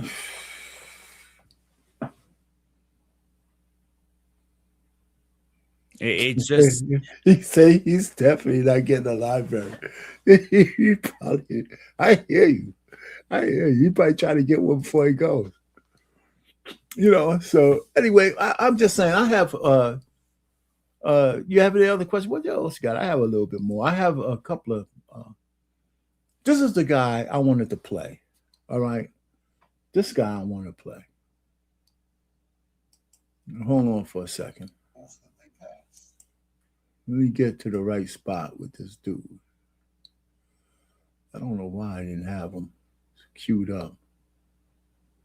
All right. This is the sheriff that everybody likes, man. I'm going to play this guy in a second. You might know who I'm talking about if you see him. Sheriff Grady. He's always 100% there to give it to us, so I really appreciate that. And thank you, everybody, for coming. Thank you, Sheriff. Sheriff Judd, any last comments? Well, I'm glad y'all joined us today. The message is clear. As you see law enforcement officers abused and neglected across this nation, that doesn't happen in the state of Florida. When one of our colleagues calls for help, we're there to support them. Federal, state, local, we'll always be there. And the people of the state of Florida know that. And when you see all that mess going on in Portland, Los Angeles, Minneapolis, there's a reason it doesn't happen here. It's who you elect to public office. Those are the leaders that set the rules or the laws. They're the ones that support and protect law enforcement officers with their rules and the laws that they create. Blaze did a wonderful job when he's in the Senate. He's doing a tremendous job as our CFO. At the local level, it's our county commissioners. If they don't give me the money, I can't hire the people. I don't have the tools to do the job. Our crime's at a 54-year low. That doesn't just happen. Good people make good things happen, and our Board of County Commissioners are good people. The Board of County Commissioners can also be a problem. If they want to pass rules that think more of the criminals than they do the law-abiding citizens, then crime goes up. I'm blessed, and I thank the good Lord every day for our commission and our commissioners who support us and who support the people of Polk County and who make public safety their top priority. But as I close today, you watch the evening news, the national news, and you see all this scrum and all this, but nothing's changed now at the local level. The Trump administration, the Biden administration, the Trump administration, the Obama administration. We're doing the same job today that we did all along. Do you know what the difference is? The difference is the leadership from the president and the federal government who has said, we are now going to deport, starting with the worst first, those that are here illegally in the country. We've been bumping into these people during our normal course of business all along.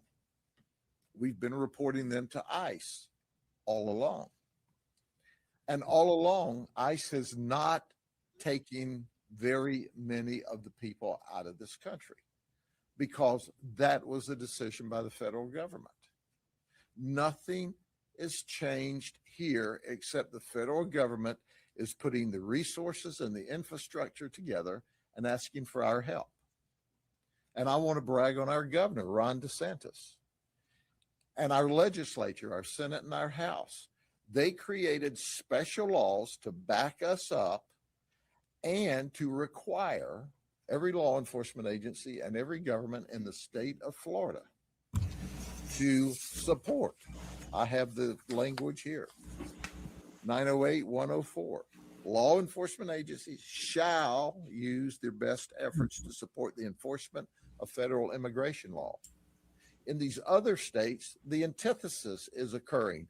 They're passing laws prohibiting local law enforcement from assisting. So, and therein lies the rub. It's just that simple. It's really just that simple. That coming down from the top, telling the police not to recognize or honor the detainers is the big issue. They're doing one other thing. They're also energizing their population like pawns. But let me tell you something. I'll just share this with you. If I'm a law enforcement officer in Minnesota or California, wherever I'm a law enforcement officer, if one of my federal partners calls for help, I'm going to them. I don't care what the mayor thinks. I don't care what the city commission thinks. You're not going to run over our brothers and sisters in this business. And that's the way we do business in Florida. But that's the difference in who you put in office and the rules that they pass. So when you look at our performance here, you will find that the ICE now is deporting or taking possession of the people where they didn't before. The people we are taking to the jail and reporting to ICE are the people we interact with during our normal course of business. And ICE has put 1.5 million warrants out of their confidential ICE computer into the National Crime Information Center. So we're seeing people when we run warrants checks today that during the Biden administration back, and when I say the Biden administration back, it was the Biden administration, the Trump administration, the Obama administration, those warrants weren't in our toolbox, and they are today. So when the numbers go up, it's because we know who they are. When we tell ICE, hey, we have 10, it goes, hey, no problem, we want them, and they're taking them. So you can watch all this, and this gnashing of teeth, and you can tell when those politicians from those states are lying. The bottom jaw's moving. We speak the truth in Florida, the free state of Florida.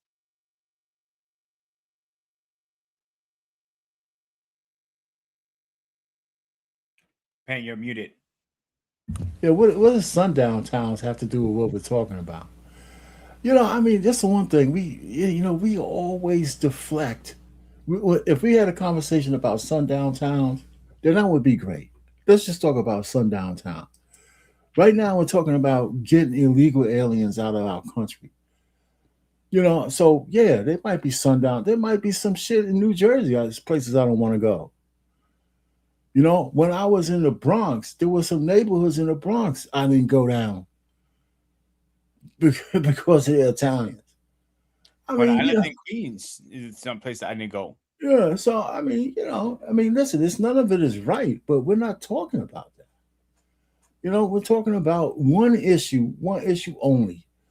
And it doesn't matter how, that's one of I'm not talking about just this brother, but it's one of those kind of things we always get into. Since there's injustice one area, it's like we're almost making excuses. It should be injustice everywhere. And that's not true. It's just not true. That's all. He got his point across. So yeah. He does have a good point. If any their fellow officers, it doesn't matter, it's ICE or marshals or whatever, is in trouble, they're going to back them up any day, and that's what they're supposed to be doing. Yeah, but the point is, some of these guys understand that going against their bosses is their job is on the line. Oh, absolutely. So that's one of the things. If you had a chance and your boss tells you to do something unethical, but you have food on your table for your 2 good daughters and your wife, would you do the unethical thing or would you do your job? It depends. It depends on what unethical means. If my boss asked me to do something unethical, I can't tell you how desperate I would be. But if it was something unethical, which has a thing, I'll probably say no. I would try to get him in trouble for even asking me. You know, I mean, I'd be pissed that he would even ask me that. Mm-hmm. You know, and so before I say yes, I would say, listen, man, you know, shoot, I wish I had my tape recorder on. You know, so I don't know. I mean, I know some people say what? Phones now these days. We didn't need tape recorder. We have phones. Yeah, you know, so I would just saying it's good with the technology. I'm just no, but it was a good question. But you know, like I said, it's easy for me to say to answer it like that. But those are the kind of questions you can't answer until you're in the situation. You know, you might say something, but you know, is it hard to believe? You know, I don't know. I just think it is. There's another thing. Did you see Don Lemon? Don Lemon actually, here's one of the things that's wrong with the DOJ. They have enough evidence and enough information to actually start putting cases against the mayors and the governors of these states who are saying things that incite riots and violence against ICE. You know, I mean, and the reason why I say that is if they could make cases against rappers for saying stupid shit on their lyrics, and they've done that, I think you could use some of these press conferences to actually bring investigations against governors and mayors who incite their people to go out and interfere with ICE operations. I really do, you know. Mm-hmm. So and they don't do it. So the DOJ is kind of lax. But one of the things that BMU told me about was Don Lemon. Okay, Don freaking Lemon actually raided a church with a whole bunch of folks and stopped the procession and all of that kind of stuff. And I want to show. Let me show a little bit of that because I think he could actually be in trouble for this because there's a thing called a FACE Act.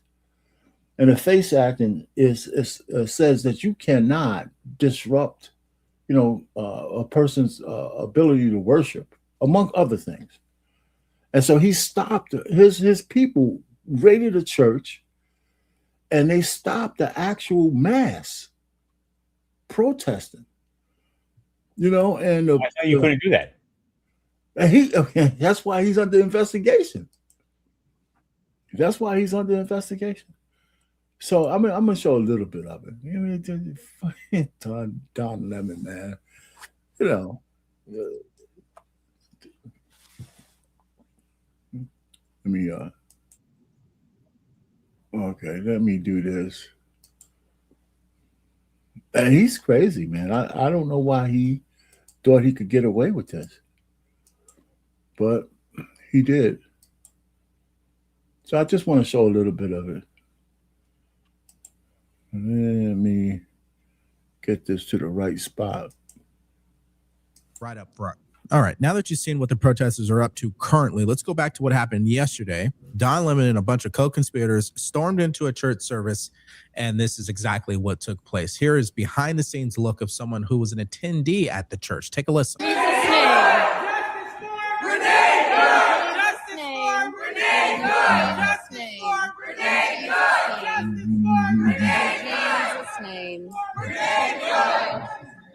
Father, in Jesus' name, I just ask for your spirit to come here, Father.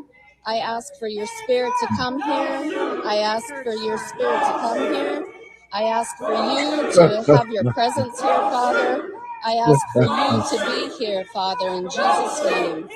I praise you and I thank you, Father, that you are here, that we are protected here, that we are protected. Now listen, man, can you imagine that you go to your church and you're in mass and a whole bunch of these freaks come in there and start doing that? It's really, really weird, man. I mean, the people have lost their mind. And I don't even know why they're doing this. For who? For criminals? I will lose my goddamn fucking shit. And I'm already known as a crazy one in my church. So imagine how crazy I'll get that day. Yeah, it's just crazy. But I'm gonna fast forward to where he's talking to the actual pastor. All right, let me get it. Let me just get it there. Uncommon times is what we live in, ladies and gentlemen. Now, Next clip is the pastor himself in Clown Lemon. What do you think of this? I mean, this is unacceptable. It's shameful.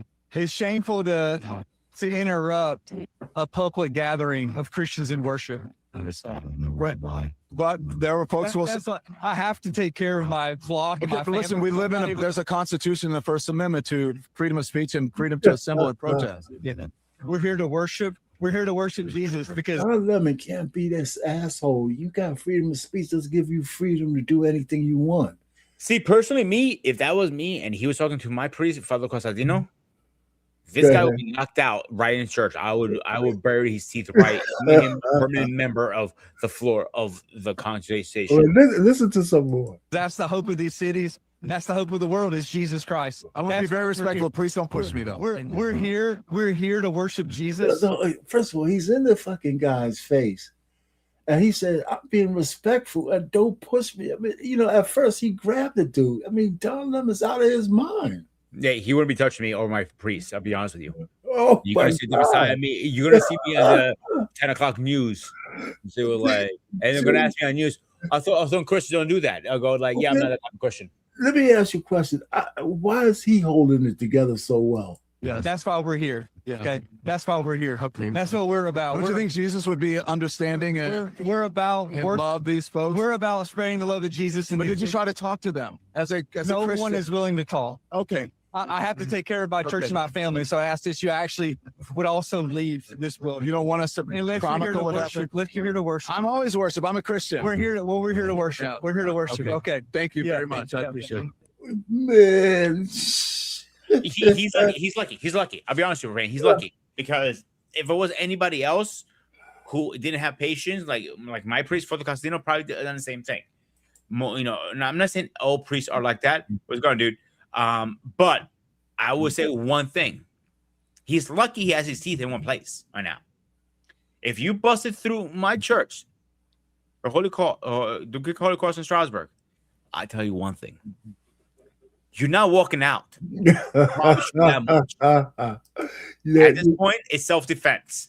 And if he put his hands on me or my priest, that is more self-defense. Because he put his hands on somebody. He got in his face. I would have headbutted him so hard, I busted his nose in goddamn 5 different places. He'll be eating out of his nose when I'm done with him. It's How crazy. disrespectful is that, bro? It's very, very, very disrespectful. Shit. All right, so here's to engage in protection of civil rights, protection of First Amendment activities in particular. And again, First Amendment activities give protesters the right to make their voices heard, peaceful assembly, right? On public property, but it's different when you get into private property. Right? It's different on private property. This is their First Amendment right to engage in their religion. The protesters, are allowed to engage in their activity. But yes, private places have an ability to not have that type of activity in their place. And the question that we're coming to is how is law enforcement going to protect the rights of protesters to engage in their First Amendment protected activity at the same time not be intimidating? Why does Yeah, you heard that? You heard it? Okay, I'm sorry. Law enforcement need to protect protesters. I think they have enough protection at this point. They're failing to protect local churches, targets, people who are just innocent. I mean, think about it. We just covered the story of the 6-month-old baby that was hit with tear gas. Why?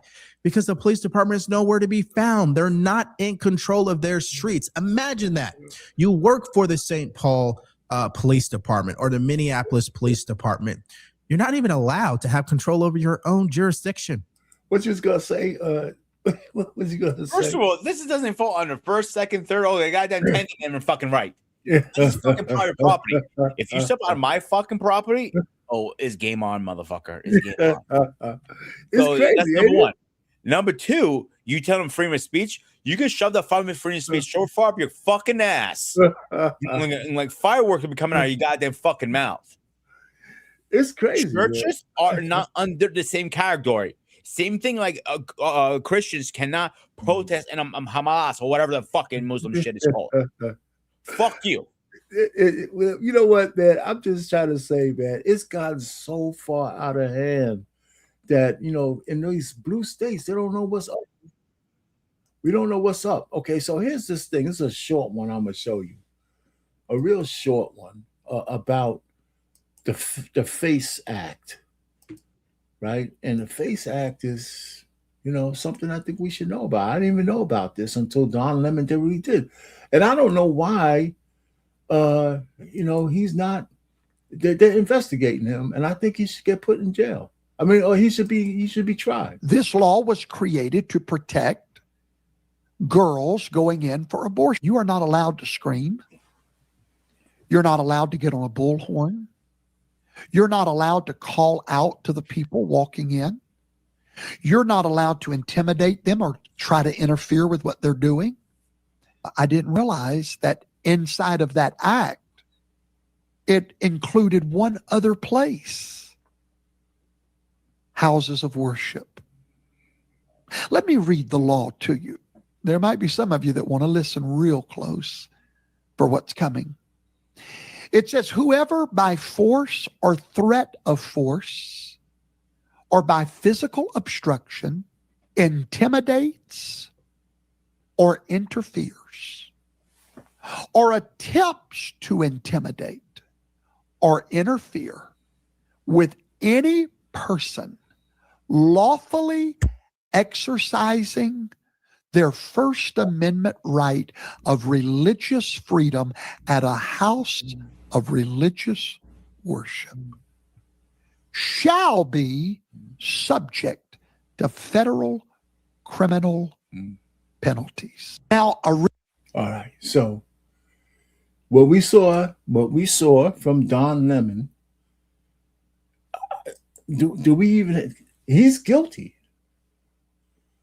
He is absolutely, at least he could be indicted. If they could indict a ham sandwich for for what we have on video and what he did to that house of worship, he's going to pay a heavy penalty for this.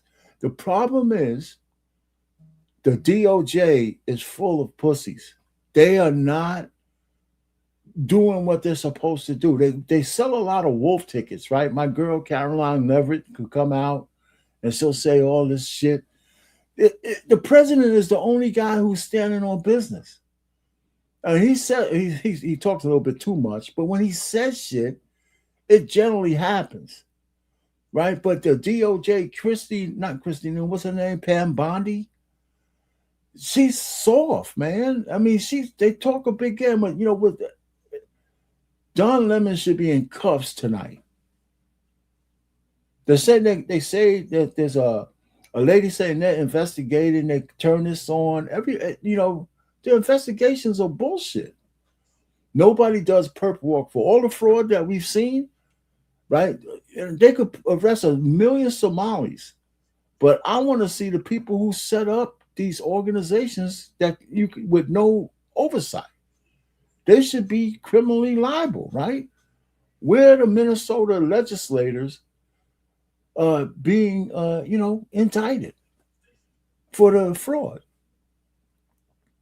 They got Ellison on tape saying like a quid pro quo. Listen, you scratch my back, man. Brother, I'll scratch yours. I'll vote. As long as y'all vote for me, I'll make sure this thing. I mean, they got him on tape. I'm saying. I mean, it does. And then Walls, the Manchurian candidate. Forget it. And then, of course, the mayor. Oh my God, man. He's horrible, man. Anyway, what you got to say? What else you got to say, man? I'm gonna say what I said before, and I don't give a shit who the fuck you are. If you come to any church, you're not supposed to. Definitely mine. If I was there, this shit's gonna hit the fucking fan. You're not gonna like what's gonna happen. Because I know for a fact, and it's been on the news multiple times, you're going to back me up on this. Right? When people protest against Muslims, that's an issue. It's a problem.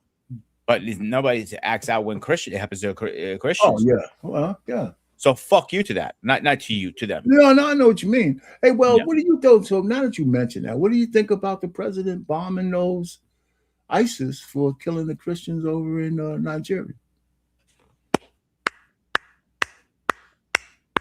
About time.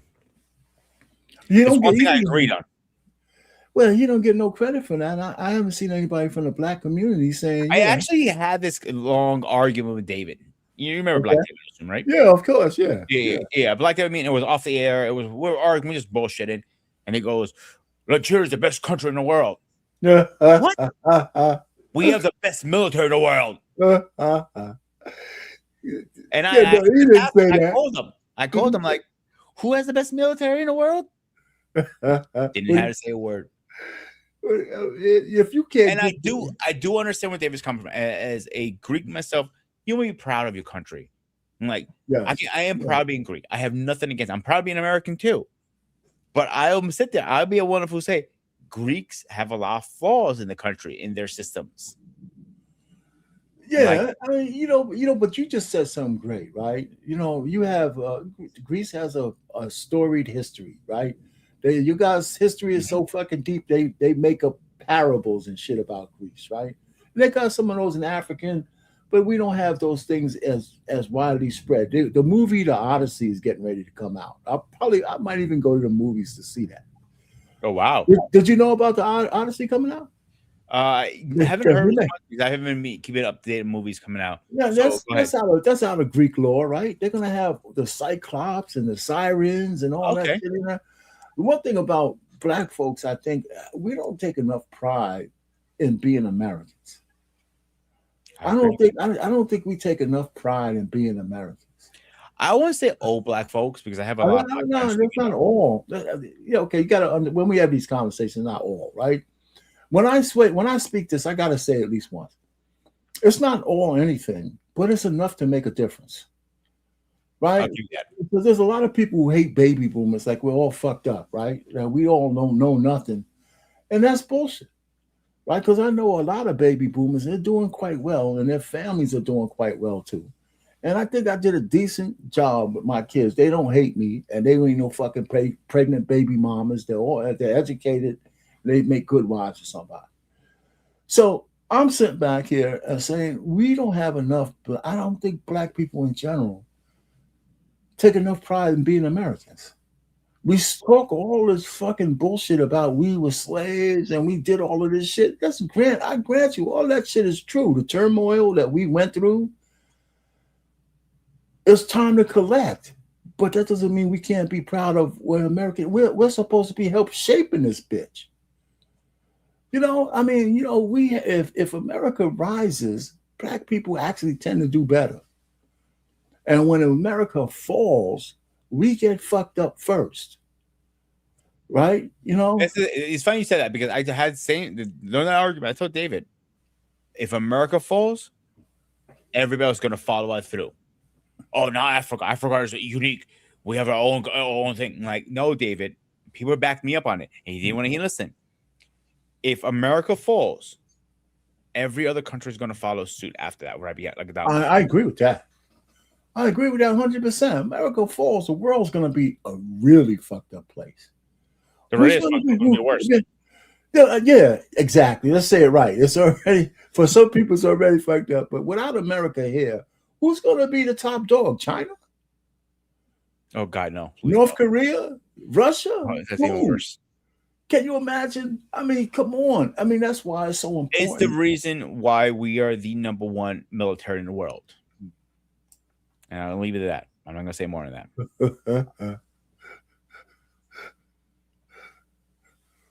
Oh, he what's his $2,000? If he could pull a $2,000 a piece off, man, I'm taking it. I know I'm taking it. I'm not turning that shit in. The only problem I'm gonna have is they're gonna try to tax that shit too. Yeah, if you're gonna give me $2,000, right? Give me $2,000 with no tax. Why do I got it? Shit, just give me $2,000. Let's say we're going to even get the money because you know how he talks and a lot of things don't come true. Well, that's exactly right. So he says a lot of shit, but he usually tries to make things happen. In this one, he might do it. He's cover his own ass because this extra money now. But I'm saying with all this extra money, just pay our debt off. So we're fucking $1 trillion in debt we're in. Just pay that shit off. People don't give a shit about that. They want some money, man. What are you talking about? You know, pay the debt off.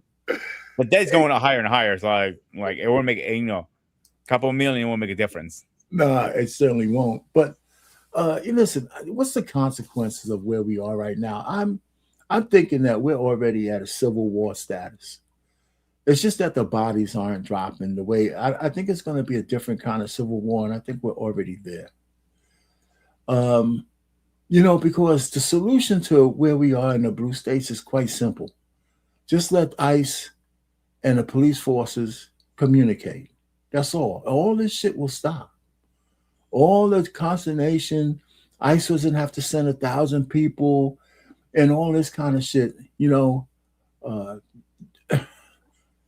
Wall said he's going to try to bring in to the National Guard for what?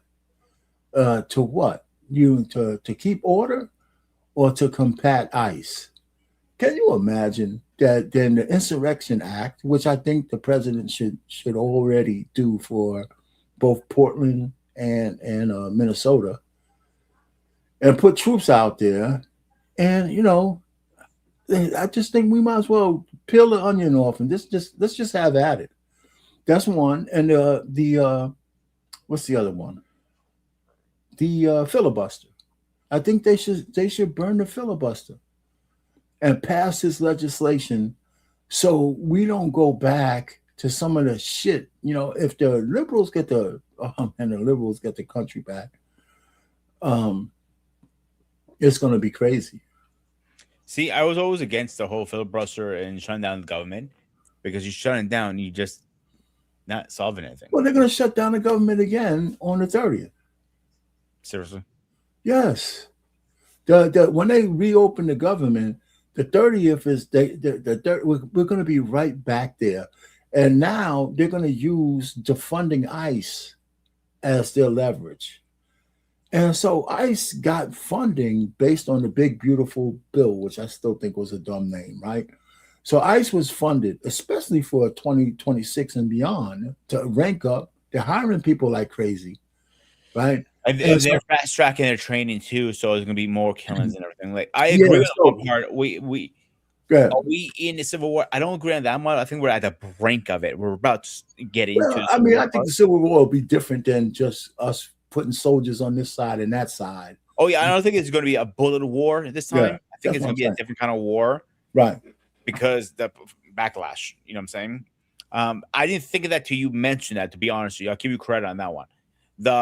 It's cutting the government. I thought it was stupid always. I'm retarded. Why cut down the government?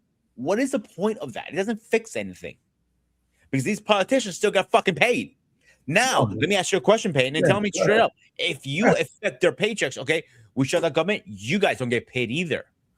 Oh, my God, no, you can't touch my money. Fuck you, and fuck you, you're going to say to me. How about we pass a law saying that? Well, we should pass a law. We should pass a law that prohibits these two assholes from shutting down the government. Period. I don't think the government should be shut down in any shape or way or form. That's I'll be right. honest. That's what I'm saying.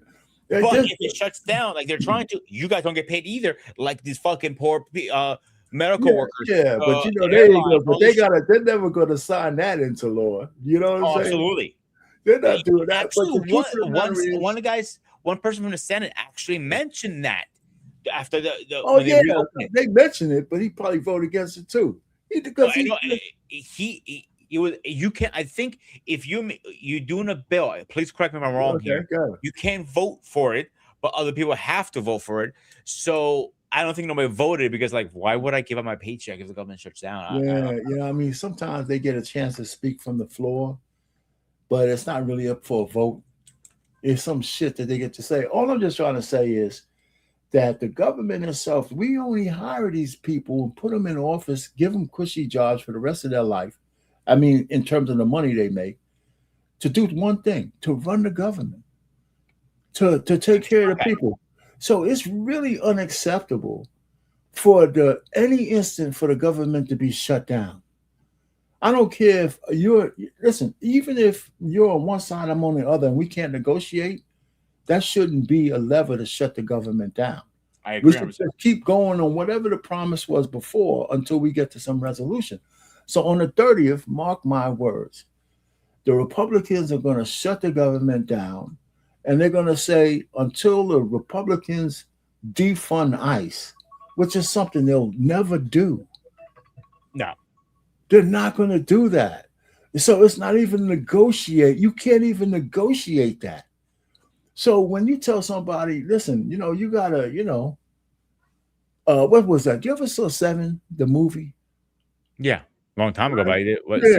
Yeah. If you tell somebody you gotta cut a pound of flesh off your side, or else I'm gonna kill you. What kind of deal is that? You know what I'm saying? So the Democrats are just playing politics so bad. They're not. It's not even politics. They're using leverage when they don't have it. Yeah, exactly. And their leverage is damaging the population. The only leverage they got left is to hurt the people and hope that the people will go against the Republicans. But there's no way that Donald Trump or anybody else is going to say, I'm going to defund ICE. Not when we have all of these illegal. That's what he ran on.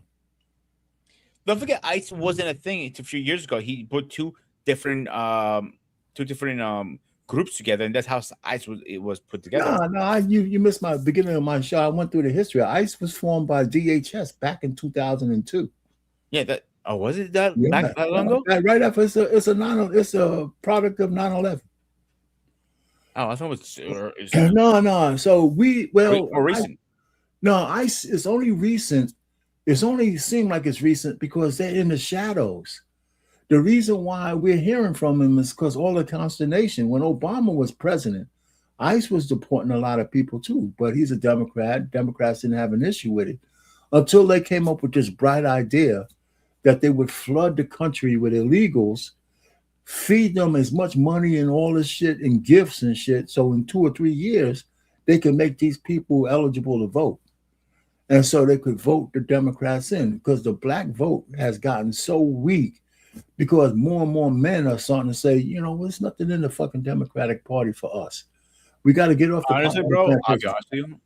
I know multiple Greeks who refuse to vote, and they have the same mentality I do. That's another thing. A lot of black men don't vote. I mean, Corey and Anton Daniels. Corey said he don't vote.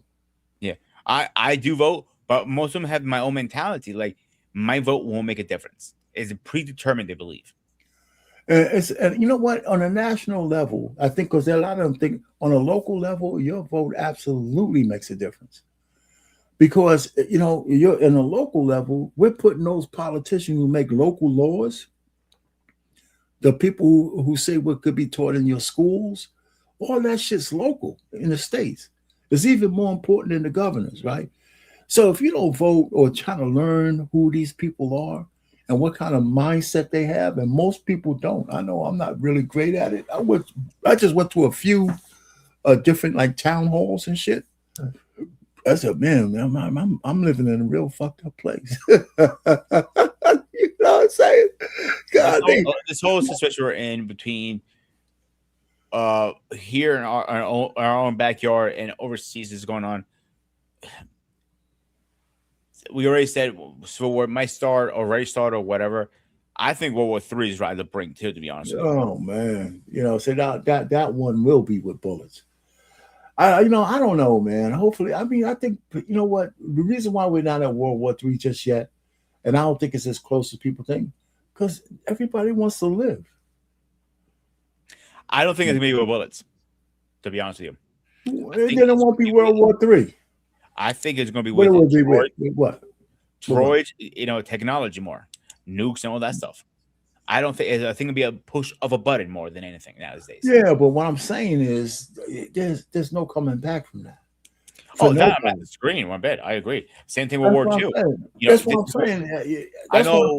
Go ahead. I know you served during World War II back in the day. Yeah. but there's like even people who like you are from the generation technically, right, Payne? No, man. I'm more. Listen, I was of age. Actually, my age was just right. But what means your generation? My father was in the Korean War. Okay. World War II. I thought your parents were in that era, and you were born after. But my father went to Korea Okay. That was after the World War II. My grandfather didn't serve in there, but he was my grandfather on my mother's side. He served in World War II. Yeah, I know my grandfather served in World War II. Right. My grandmother's brother was in World War II too. Right. So they were all Navy guys. Yeah. So my cousins were in Vietnam, but my age group was when I turned 18. They had stopped mandatory sign up. So it was a small few years in there where they said you didn't have to sign up for selective service. I'm gonna say one last thing, and I gotta get going after this. Yeah, I'm getting ready to wrap up. Yeah. I know I'm one of the few people on my network and on this network who agrees to this. I think the draft needs to come back. To be honest with you, we may have less problems with the draft back. Mm-hmm. I know I'm one of the unique people who say that, but well, you know what? The recruitment, right, has gone up tremendously since Hegseth took office. And since, I mean, they say that people are signing up like, I want to say the draft. I think women should be compelled to sign up for selective service. I think every woman should be compelled to sign up for once they turn 18, just like the men. That was one of the biggest things with the 19th Amendment, that the women said they didn't want to vote if they had to sign up for selective service. And some fucking cuck, and man says, okay, you guys don't have to sign up. So we'll give you the right to vote, but you don't have to be a full citizen. And we've been paying for that shit ever fucking since, man. Because women, man, they vote their feelings. We can't sit on these podcasts and all this talk about women are emotional and they act based on their feelings and what they want. And then thinking when they vote, they're going to be some fucking logical creatures. They're not. They're going to be just like they are in real fucking life. They're a bunch of women I know, bro. They have nothing emotional about them. They're worse than men. They're ice cold. Nah, man. They're rare. They're very rare. They're very rare. Thank you. And even them, they're cosplaying. Because, listen, I'll give you this. I know you got to go, right? The lady who was a lieutenant governor of Virginia, she was the incumbent, probably should have been governor, right? Her name was Winsome, right? Black woman. Mm-hmm. She's a conservative, so she says, right? A staunch conservative. When she has her speeches, she sounds just like the fucking rest of them. But she hates Donald Trump. So, she says, well, I'm going to win without endorsing him. So she said a whole bunch of fuck shit against Donald Trump. So he wouldn't endorse her, okay? Rightfully so. And then she gets to election day. As she goes to election, we find out who her running mate is. A big fucking gay white dude with a little stubby black guy as his husband. And I'm saying, wait a minute. You're supposed to be some Christian, some Christian ultra Republican, and out of all the people you could find as a running mate, you get a big white dude plugging a little black stubby guy as your lieutenant governor. She lost the race, so she was faking it. I'm kind of surprised because a lot of the LGBTQ, and I'm against LGBTQ. You don't have to be against it, but just still optics. Yeah, my thing is, I don't care if you're LGBTQ. That's up to you. Trans is one completely different conversation. But one thing I will say is, and I'll leave it at that. I don't want to get too much into it tonight. Is the whole same-sex marriage should not be in the church. It should not be allowed. There you go. Because that's a sacred thing for men and women. If you don't like it, kiss my hairy Greek shiny ass. Not you, but you're right. That's another conversation for another show. But the point really is, her optics were all bad because she wanted the real staunch Republicans to vote for her. They don't go for that. That's why Pete Buttigieg can't be president. Nobody wants to see two men kissing on a fucking White House lawn. Nobody wants to see that. So anyway, except other gay folks. They could do it behind closed doors. Well, I don't have to be in there, but my president, and we're gonna move you around the world with all these crazy leaders. And one thing I do like what he did is he changed the law about the whole trans thing. The government's not gonna pay for that shit, their transplantation or whatever it's called. Yeah. I'm glad Oh, he did that.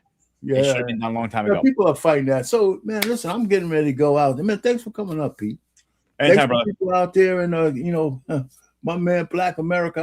I'm sorry that you got to drop down, but I know you're driving, going through a lot of dark spots, man. Thanks, Pete. Everybody else who came in to just say hi, man, and hit the button. I just think, I hope you got a little bit out of this, that we can get rid of all this shit that's going on in the blue states if they just let the police talk to each other. It'll go away. Boom. It will go away overnight.